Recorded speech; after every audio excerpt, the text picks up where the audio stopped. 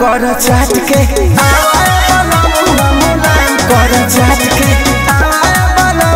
मुलायम कर चाट के हवा खुशी राजा जी हटावा जानी टाट के हवाए वाला मुआ मुलायम कर चाट के हवाए वाला मुआ मुलायम कर चाट के हवाए वाला मुआ मुलायम कर चाट के हवाए वाला मुआ मुलायम कर चाट के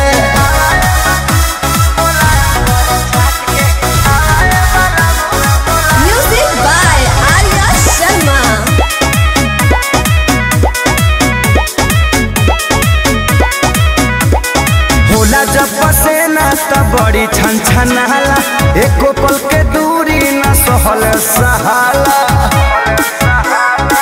ए हो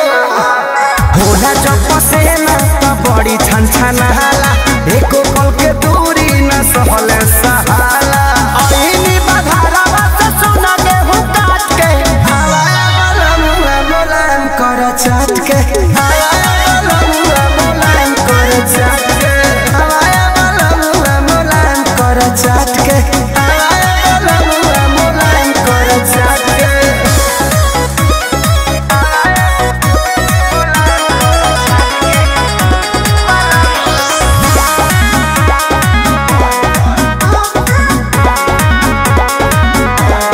पिया पवन बुझ मनावा के बतिया कट जाला दिन बाकी कटे नहीं रतिया